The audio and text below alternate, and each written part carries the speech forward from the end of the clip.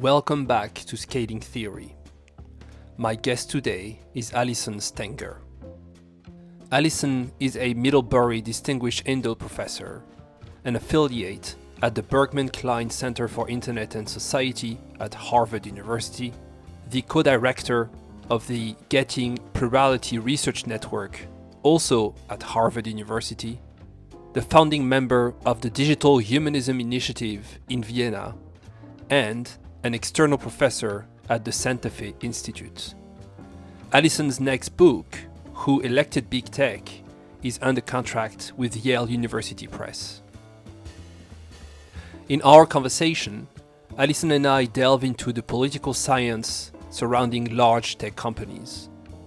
We explore their effects on consumers and democracy, the interplay between capitalism and democracy, the dangers of fragmented regulation, what the effective governance of social media entails, how to scale and measure it, potential areas of cooperation with China, and the relevance of public choice theory, complexity science, and power laws in shaping our understanding of technology. I hope you enjoy our discussion. I'm incredibly delighted to have you on the podcast. As I'm sure will become obvious in a couple of minutes, we know each other. We've interacted quite a lot in the past. That's the reason why I'm so pleased. And you are actually the first political scientist that I receive on the podcast, which is scary to some degree, I have to say. But I thought maybe we can play a game together, sort of a bingo card, and see who can mention Voltaire.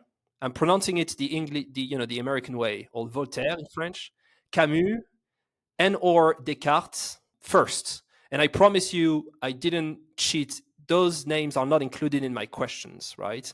But I know you have a strong interest for the Enlightenment, so I'm quite confident that I would lose these bingo cards, and I thought this would be a fun game. Okay, so I should mention Voltaire, Camus, and who was the last one? René Descartes. Descartes. I'm not sure how to pronounce. Yeah. Okay. Yeah. You say it well. Yeah. Okay. Sure. All right. I've divided the conversation in two different parts. In part one, I gathered a couple questions regarding the large tech companies, or however you may want to call them. And in part two, I want to take a step back a little bit and ask about your experience with different theories, ways to approach science, and personal experiences. If we start with the large tech companies, I thought it would be useful from the get-go to start situating your views on the tech monopolies. And the reason why is because in a recent piece titled Digital Humanism, The Time is Now, you call for the regulation of technology monopolies, and yet I believe that you are not too pleased with Lina Khan's approach. So can you please unpack this discontent for us, as it seems surprising at first sight? Yeah, no, it's a great question because I'm all for smart regulation of technology, especially with innovation advancing so rapidly. It's imperative. But I do think I have problems with the term big tech because I believe it's possible that a large company can advance the interests of consumer citizens, especially in the United States. So, for example, I believe that Amazon, under its current leadership, does, and that would definitely set me on the opposite side with someone like Lina Khan. I think Amazon can do still more in this realm, and they're entering some surprising spaces. But as a resident, most of the time, I'm not there right now, but as a resident of rural Vermont and someone who hates shopping, Amazon has genuinely changed my life for the better. Yeah. So that makes it very difficult for me to identify the problem we're trying to fix with Amazon. Now, we know Lina Khan's arguments, right? She made them with a very impressive Yale Law Journal article that made her career. It was called Amazon's Antitrust Paradox. But there are aspects of this argument that I find problematic, and I won't go into great detail, but I guess the thing I would focus on the most is the lack of a clear and operationalizable definition of predatory pricing, which drives the argument. Just to recap the argument, she's saying that, a monopoly can exist even when consumers are still getting a good deal and prices are low. And one of the things she's trying to identify is the predatory pricing behind it, and also some sorts of problems with vertical integration that she thinks are anti-competition. I'm not persuaded by this argument that we need a wholly new approach to antitrust in the digital age, largely because her rejection of traditional approaches in favor of a more holistic one leaves me with a lot of unanswered questions. And I really want to write something I think about this. I've never written about it, but I do teach her article to my students. What are some of the unanswered questions? What is predatory pricing? We don't really ever get a clearly defined definition of that, which means we can't measure it. We could also ask, if goods are cheaper and more readily available for consumers, then how is their choice undercut? More generally, why does competition for competition's sake matter? Or to put it another way, if the American consumer, I'm going to talk about American consumers because I think these arguments get more complicated when you look at global effects. But if the American consumer wins in this example, who's losing in commercial terms? So, my critique aside, I think this is an argument worth contending with. I teach my students about Lina Khan's arguments, and we have a debate. We have a class debate on the following statement. Does Amazon, as presently configured, serve the interests of the American consumer citizen? And they debate that pro and con, and you get a really lively and interesting conversation, and it goes back and forth. Different sides win.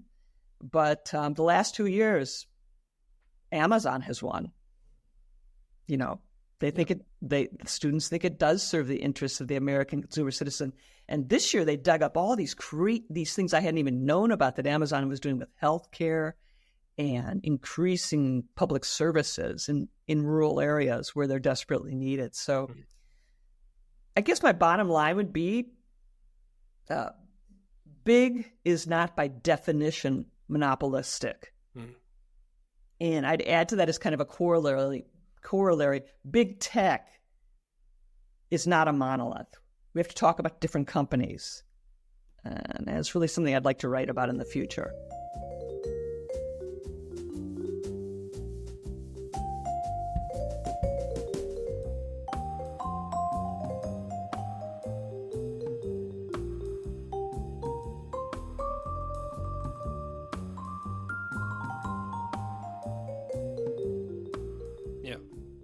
And very different business models indeed. So if you are to say that big is bad, it applies to all of them. But it might be that the business models, they do actually matter, right? When it comes to their impact on consumers and, as you say, consumer citizen, which is also one of the critiques, right? She makes the point being that we've been obsessed with consumers, but every consumer is also a citizen. And I believe you also have something to say when it comes to the impact of those large companies, Google, Apple, Amazon, and the others on democracy. And it's actually one of the points that Mario Draghi is making in his recent report when he talks about the existential danger for Europe if we don't increase our economic attractiveness. Now, given that those large tech companies such as Apple and Google, they thrive under democracy. We've seen that in the US, in the EU, and we also know that they do struggle under centralized control, such as China. Why should we be worried about their effect on democracy? Well, that's a great question. I like Lina, like the term consumer citizen because it captures, economic effects as well as effects on the public sphere. So it's interesting, if we look at the history of capitalism, the birth of capitalism and democratization went hand in hand. you really had to have an empowered bourgeoisie, especially in Europe. We kind of got a jump start in the United States because we had no feudal aristocracy to dismantle before we could build democracy. But the birth of capitalism and democratization went hand in hand in Europe, and I think now, in some sense, capitalism and democracy are out of sync. And so you get scholars like Thomas Piketty who point out the rising levels of inequality. It's almost as though capitalism served democracy quite well as it was being born, but now that it's well established, there are aspects of it that are at odds with democracy and at odds with a flourishing public sphere. So again, I think we have to distinguish that, when we talk about big companies or big tech, it's not a monolith. There are some companies who are quite damaging to democracy. It follows probably most from their business model, and others are not. And the sort of thing that interests me most is I'm focused on the virtual public square, which is now entirely commercialized. And in a sense, I'm talking here about social media, in a sense, our jurisprudence in the United States has been stopped from developing by something called Section 230. You're familiar with Section 230? Yeah, I am, but maybe, in one or two sentences. I'll see what it is, Yeah, for people out there. It's just 26 words in the 1996 Communications Decency Act that established that internet service providers are platforms, not publishers, and they can do good Samaritan editing of content. So what that means is that they're not liable for anything on their platform, but they can also censor things for consumer welfare. So it's this bizarre transference from government to the private sector to decide what our discourse should look like. It was something that was very necessary. People have called it the 26 words that built the internet because it unleashed all this innovation that brought us these huge social media companies. But now, in my view, it's outlived its usefulness. So that's why I've been arguing for its repeal in a number of publications. And then this April, I testified before Congress arguing for its repeal. And much to my amazement, it was a wonderful moment where I felt like I was in the West Wing, that great idealistic TV show about American politics. We got legislation introduced, bipartisan legislation, to repeal Section 230 as of December 31st, 2025. And so my view is that this is good. We want to use that legislation to disrupt the existing ecosystem and build something better. But that sunset provision is really a challenge to technology and to civil society to come together to think about what we should put in its place. Yeah. And in my view, I won't speak about this at great length, is I think we need some sort of public internet option. That could be a public-private partnership, but would allow people to own their own data. That would allow people to own their own social graphs so they could move freely between companies as they saw fit. It would give us a non-commercial space where we could do education, where we could have a more robust public conversation about what policies best serve the interests of our country. And this is something we can do to rebuild our virtual public square. And by getting rid of Section 230, we can allow the First Amendment and First Amendment jurisprudence to develop to help us navigate these issues more clearly, whereas what we have right now is something of an arbitrary system. In fact, my book, I'm writing a book called Who Elected Big Tech, and it's a political history in a sense of how we got to the point where American social media companies deplatformed a freely elected U.S. president. A lot of people were excited when that happened. But the thing that was disconcerting about it was that there were many people who said he had violated the terms of service from 2016 on, and that he was only deplatformed after the events in the Capitol on January 6th. So my book shows how we got to that point, and it really dispels the mythology that there are some sort of set of coherent rules that companies follow in doing this content moderation. Yeah. That's a mythology, and we need something better. And the First Amendment is a great resource when it's unleashed, because there are many things the First Amendment doesn't permit, and it could apply to what's taking place on these platforms, and they could be held liable for any harms that are caused.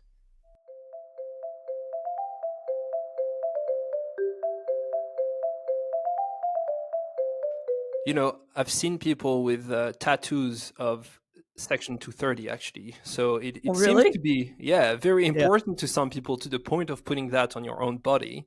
that's But interesting. coming from, Europe and having these European views, I guess, on the subject, Uh-huh. I'm sometimes quite surprised to hear that if indeed you were to repeal that section, then this will be the end of any free speech and everything will be controlled, when in Europe we don't have anything similar, and we have other kind of rules and regulations, and as far as I know, I can say what's on my mind as I would be able to in the US, right? So it's Right. possible to come up with another legal regime that makes sense. So sometimes I wish we could have this scientific methodology of looking at what's working in other places of the world. And I guess it's a way for me to say that if we were to follow René Descartes' methodology Oh, of you got that in there. exactly doing things scientifically with the methods, then it will come to some interesting results. That brings me to actually asking you about, Uh-huh. if we are to regulate those big tech, large tech companies, it might be that we want to do it in a way that is a bit coordinated, at least in the EU and in the US. And I believe that in your book, or at least I've read an interview of you Uh-huh. explaining that one of the points, if I understood it correctly, that you are making or will make, is that you are concerned that the need for regulation that those large companies are creating sometimes may lead to actually a fragmented global order, with each country adopting its own national responses, right? So the US would say, for me, it's 230 and nothing else. The EU would say, for me, it's the DSA and nothing else. Could you please elaborate on why this fragmentation of regulations, which, to be clear, is the opposite of scaling regulation, Uh-huh. is Uh-huh. problematic? Yeah, it's a good question. I think there's some misunderstanding of how Section 230 functions. If we get rid of Section 230, we still have the First Amendment, which would govern these virtual spaces. Yeah. So I think the idea that our freedoms would be taken away and we would lose enlightenment discourse, as Voltaire would like us to have in a free Well done. society. Well done. That simply isn't going to happen by removing 230. In fact, I would argue that there'd be synergies between the United States and Europe if the United States repeals Section 230, because we export the effects of 230 to other countries. So in a sense, the DSA will be able to function more robustly without 230. That's my own personal opinion, and I believe Europe is blazing a real trail here that gives us all kinds of food for thought as to how to proceed in the United States. So to be clear, the DSA is Digital Services Act, but could you explain why that is? That you think it will function better without 230? Because 230 is saying that any harms that are caused that Europeans could identify, those companies are not liable for it in U.S. jurisdiction. And we all know with these companies being global, the jurisdiction question becomes increasingly relevant. So technically, EU law should prevail, but these companies are so large and powerful that they do export certain pressures that undercut Europe's capacity to control its own economy and information environment. So in that sense, I think it would be helpful. As far as scaling regulation, which you mentioned as well, I think that sounds like, in some sense, a terrible thing, because to me it sounds like the extinction of human freedom, and also a recipe for erecting all sorts of barriers to trade that would undercut human flourishing. So world regulation is something that I think, is morally necessary in certain realms, but in the realm of the economy is often problematic. In the age of generative AI, which we haven't even talked about now, where we have the possibility of coming to terms with the Cartesian subject-object distinction. This is taking us off on a tangent, but I just wanted to get Descartes in. That research is really exploding the Cartesian notion of a clear subject-object differentiation. But to take us back to the question of regulation, in the age of generative AI, we certainly need more governmental guardrails in the United States. But I think we need to balance that against, well, two things: national security implications, and the second thing would be innovation, making sure we're not really impeding innovation, which is so important for the continued prosperity of the free world. Yeah, that brings me actually to one of your critiques of the both bestseller, The Age of Surveillance Capitalism. There are many critiques that one may want to address regarding this book. I think our portrayal of consumers as passive victims overlooks the way in which individuals can and do exercise agency, not always, but could be.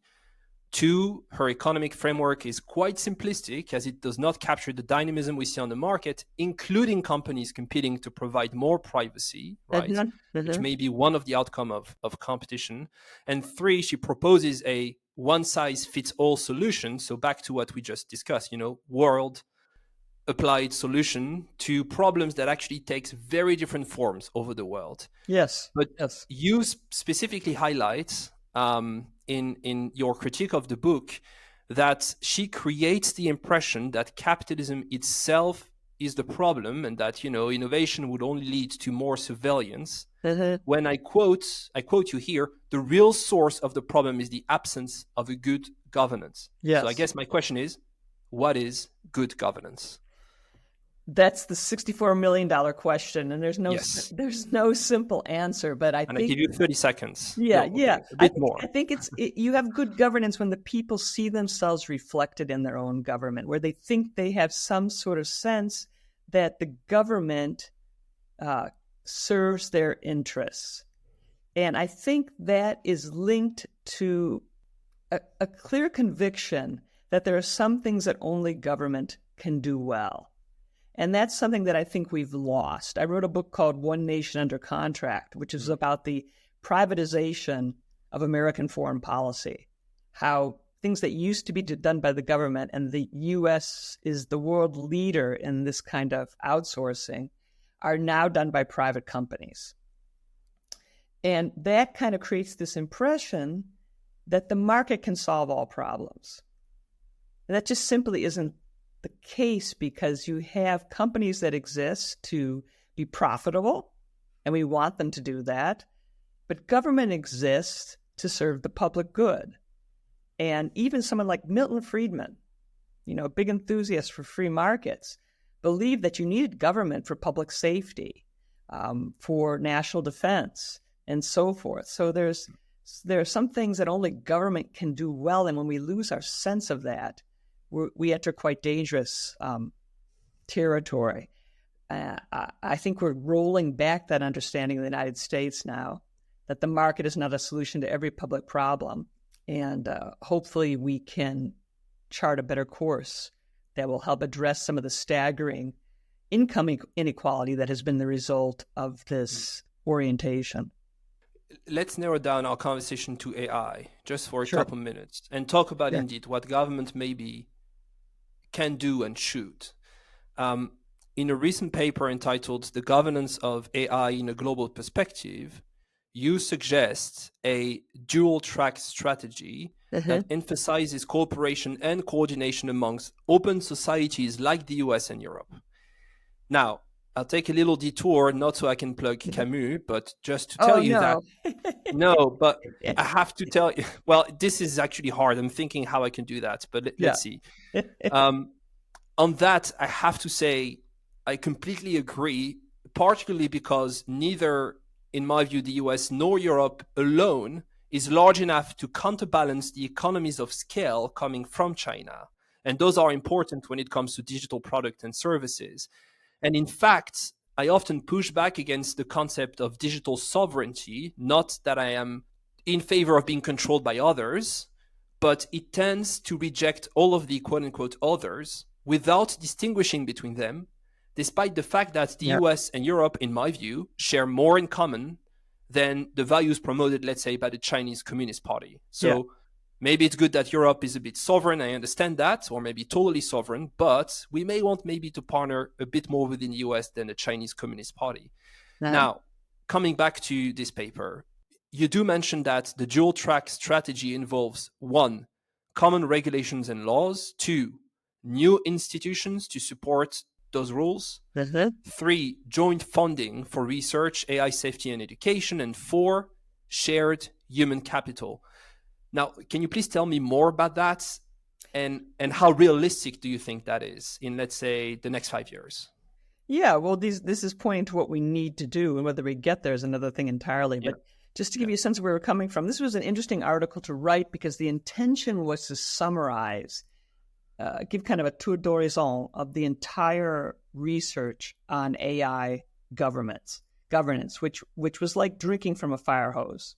Because as this technology is advancing, the research on it is also increasing exponentially. So we just wanted to try to have an article that introduced people to the subject and what some of the best writings have been about it, but also had a point of view, which is this dual track strategy that you mentioned. And what we're trying to convey by that is that we can pursue sorts of things you mentioned, working with Europe at the same time that we pursue agreements at the global level that might serve the interests of people who are of countries that are not like us in some ways, like China, that are organized differently. We wanted to emphasize that those two things could be done simultaneously. And just to give you an example, you can think of all the things that the U.S. and Europe could do, and we've already talked about some of them. But at the global level, we could have a summit where we reached an agreement on no first use of public attacks, cyber attacks on public infrastructure. You could potentially get China to agree to that. There's things we could do to kind of stabilize and render more secure the global environment, which is a precondition for economic prosperity. So I just think it's very important to pursue both of those tracks simultaneously. We wanted to convey that. Interesting thing about that article is it's written with several co-authors, and the fun thing about it is that they're all under the age of 25. So this is really an area issue area where young people have some of the most interesting ideas on how we might think anew about governance questions in the digital age. Because I've said elsewhere that this is an era with the changing balance of power between the public and private sectors, especially with big tech. It's an era in which there's room for all sorts of innovative political theory. It's really an era unmatched since the communist and democratic revolution. So there's lots of good things to think about, and Camus would have approved. Well done. Would you approve? Are you excited or? I'm excited and frightened simultaneously because it's, there's something very distinctive about generative AI, which is that it's the first technology I can think of that its creators don't fully understand how it works. In other words, they can't predict what it's going to do. And if they can't predict what it's going to do, then they don't know a priori how they're going to fix it when it goes awry. So that makes an unusual development, and it's something we have to watch very carefully. A lot of ways to see that it could go terribly wrong. And of course, there's the whole open source, closed source question, which is a very thorny thicket to contemplate.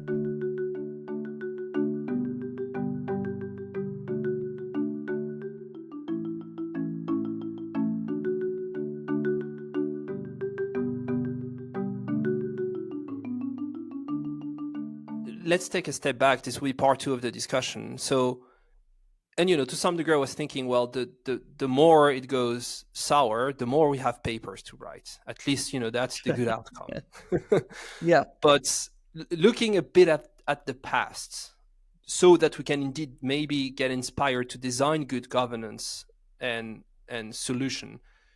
Do you have examples in mind where good governance of technology have scaled? So, maybe starting small from a municipality, or, regulating or putting good governance when it comes to small technologies used by a couple hundred users, and eventually becoming like a good governance that proved to be robust. Yeah. Well, I think we're in a situation right now where the companies have scaled, but governance has not. So that's particularly in the area of the virtual public square, which is my concern. That's an example of the absence of good governance, and that's something we're trying to put right.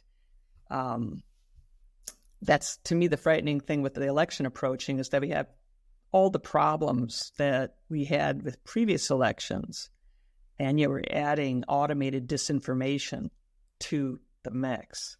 So far, we've had outcomes that are better than might have been anticipated. I'm currently working with Audrey Tang and Gerald Neer on this second step after Section 230, and Audrey was instrumental in a sense securing the elections in Taiwan this January, where the Chinese were very interested in intervening, and she introduced a number of novel techniques for pre-bunking. So citizens knew when they saw deep fakes, and using various innovative tools to enable people to collaborate and deliberate across difference in a way that they might not normally be inclined to do. So hopefully we can transfer some of those things to the United States, but I'm not so much interested in scaling governance as finding things that work locally, and then sharing those findings with others. Because, what does it mean to scale governance? I mean, is federalism an example of scaled governance? It's really not governance scaled. It's really governance reimagined.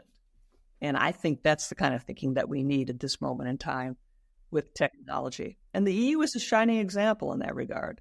When it comes to the governance of technology, are you under the impression that usually you need different types of governance for small technology? By that I mean technology used by just a couple dozen people versus technology used by billions of people. You think what works for one may not necessarily work for the other? Yeah, I would be on side of encouraging, open source as much as possible, because it's a means to innovation when you open it up to others to build with the same code. I'm working, for example, with Larry Lessig at Harvard Law School, who has a new virtual conversation package that he has purchased. And it's in the closed beta testing phase now, but he wants to make it available to anyone at universities to take it, just give them credit, use it, and build it for themselves. And this is specifically technology that's used to encourage bridging across difference, that's used to help people deliberate on issues where they have strong disagreement. Mm-hmm. It's useful in classrooms. It's useful in the public sphere. Yeah. I think that's a wonderful example of open source technology that hopefully will serve a positive purpose. But you can think of plenty of examples of open source technology that could be put to malevolent purposes. So it's tricky. And how would you measure if governance is good? Yeah. Is there a way?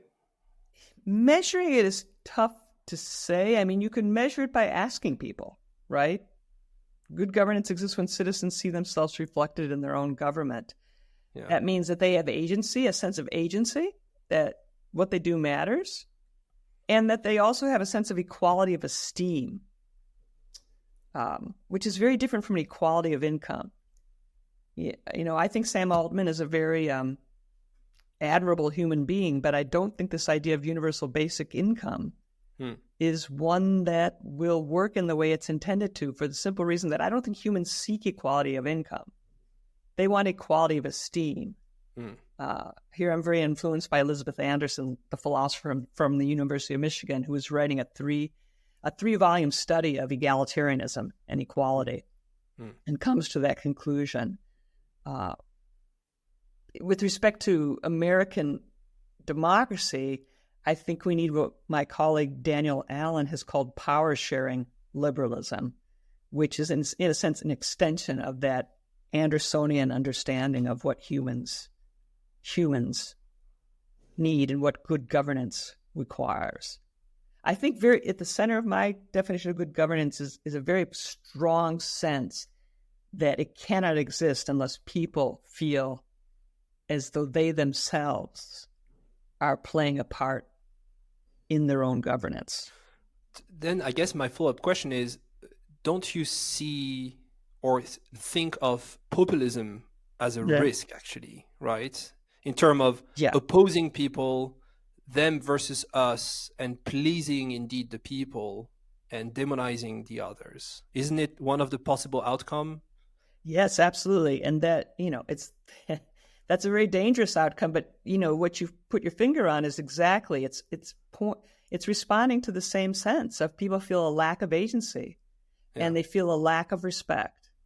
And so they're turning to leaders who are going to give them that back in their wrong. I mean, they're usually being bamboozled, but populist leaders understand that psychology very well. Builds on that,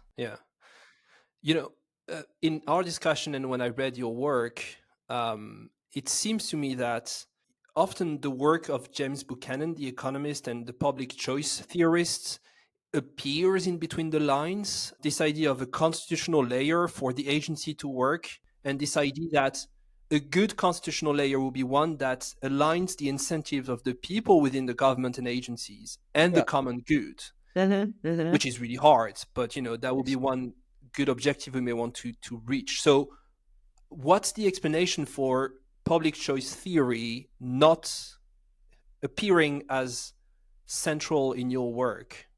That's fun. I think it's really interesting you picked up on that, because I don't know if you know this, but I started as a mathematician, and then I moved into theoretical mathematical economics, and then started doing more humanistic work. So I find public choice approaches useful and interesting, but I am probably more persuaded by theoretical accounts that allow for a richer understanding of human nature. That is, the idea of the utility maximizer abstracts away too much of the human from my perspective. It's hard to view caregiving, which is an important part of all of our lives, as something that's maximizing utility of the person giving it. Yeah. So in that sense, I think that utility maximization concept is very gendered. And I think that in addition, behavioral economics shows us the limits of the public choice approach. So I'm attracted to the rigor. I'm always attracted to rigor. But I just think humans are more complex than those models assume. And I realize that you assume something in a model, not because it's true, but because it's going to produce results. But I don't think the results have been as robust as we would want them to be to justify that abstraction. So.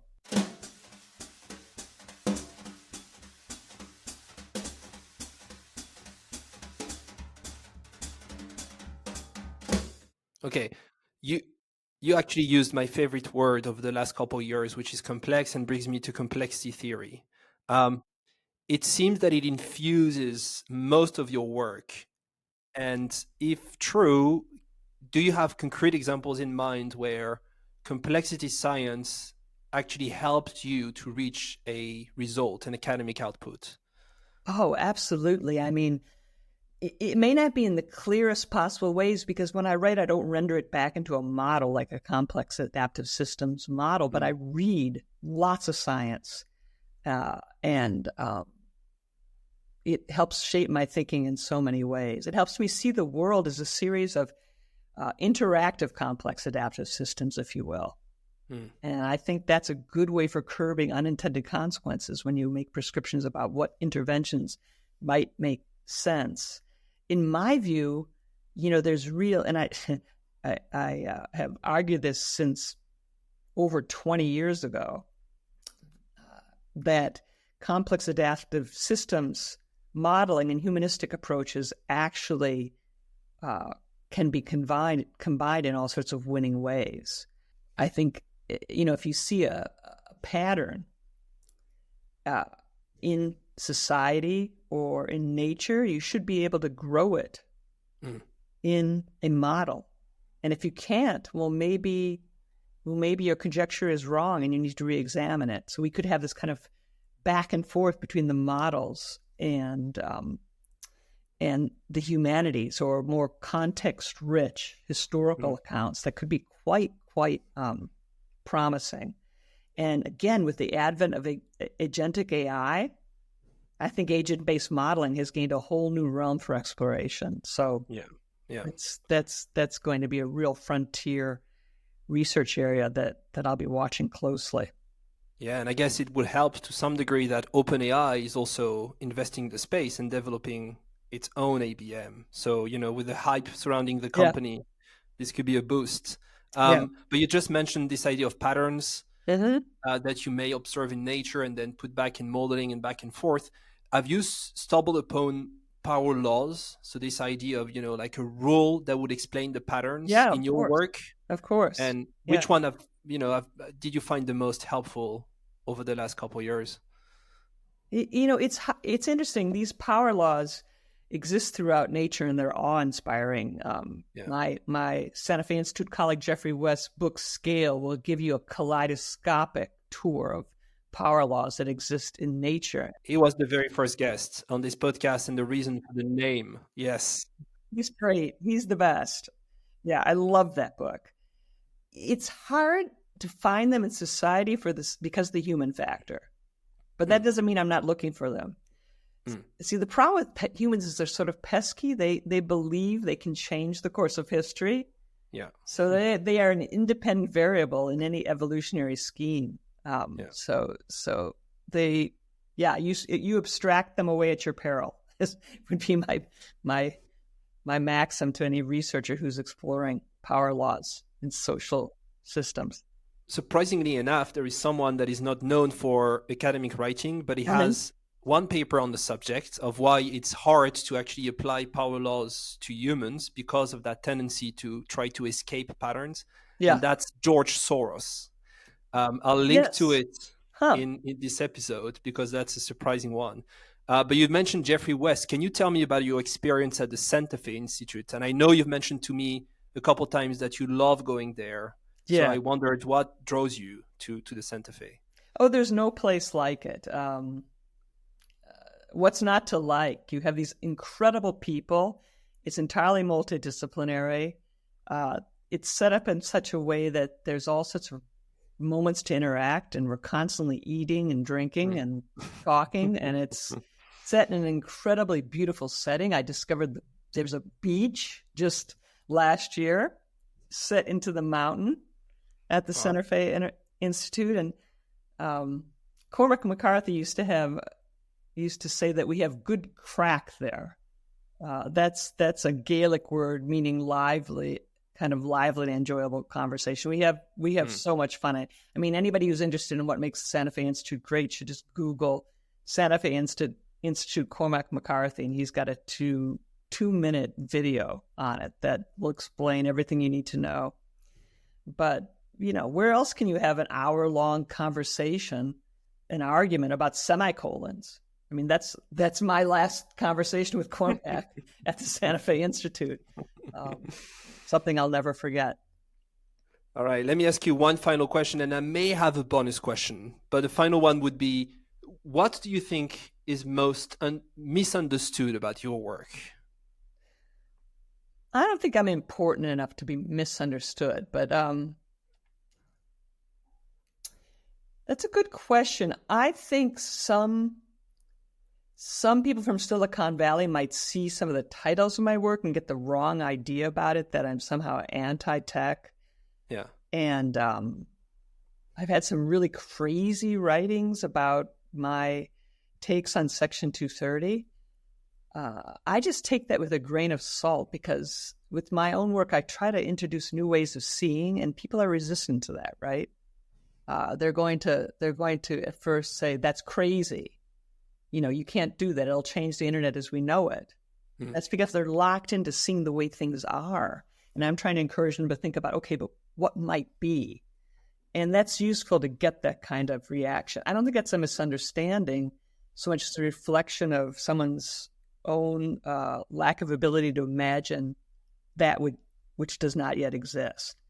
So I'd like to hope that with my work, if I keep explaining what I mean, as I did with this Section 230 work, which I will tell you at the very beginning, people told me I was crazy. This is something that would be terrible. And I would just hold firm to my arguments and ask them why. And then I had a lot of people tell me in private that work for technology companies that I was right, and that if this happened, they would adapt just fine. So there's also an element of people who are employed by these large companies are limited in what they actually can say. So I see that as my job. I'm a tenured academic. No one can take my job away from me. So my job is to say what's true and hopefully stimulate some good conversation along the way. Regarding those titles, are there from you or coming from the editor? And I guess, would you advise a similar strategy for, let's say, a young, non-tenured academic? Oh, gosh. I have such empathy for young, non-tenured academics, because there is such pressure to conform and to join a tribe, and that's the way you get ahead. I feel very fortunate that I've survived and thrived without having to join a tribe. I used to say, Paul Pearson, a good friend of mine who's a professor at Berkeley, once asked me, Allison, who's your tribe? And I said, Paul, my tribe consists of all the people who hate the idea of tribes. And, and that's a very dangerous way to think. I think I was fortunate in that I had very strong mathematical training, so I could get away with a lot. So I guess that would be my advice to any young, untenured person, is take a lot of math, because it can give you a license to do things that you might not otherwise have. Yeah, on this idea of tribe, this would have been a so easy way for me to plug the Voltaire, Camus, and Descartes, because this brings back this idea of enlightenment and universalism. Mm-hmm. But you won the game already. You completed the bingo card. Yeah, so thank you. It's too late for me. Okay, one very final question for the teachers out there. I believe you suggested not so long ago making all courses pass-fail. Oh, yeah, you saw that, huh? I give you 1 minute to make your case. Why is that so? Oh, I was very concerned with what I saw. I was at Harvard at the time as a visiting professor, and they just suddenly sent the students home. And a number of the students had nowhere to go, because they're drawing from all different walks of life at Harvard University. Mm-hmm. And I thought, my God, some students are returning to large mansions with multiple rooms where they can zoom away in quiet. Others are returning to small apartments, maybe with a single room, where, it's very difficult for them to even participate in Zoom education. So I thought under those circumstances, it was simply unfair to have grades. And Harvard, I'm happy to say, adopted that policy. Yeah. So that was a good thing. All right. I think it's a good place to end the conversation on a positive note, although we have talked about a lot of positive things. Yeah. It's a lot. So again, thank you so much. Thank you so much for your work. I'm always so pleased to see you. I hope I'll see you in person very soon. Yeah, me too. And on that note, to everyone out there, take care of yourself. And if you can, someone else too. Bye-bye. Thanks so much.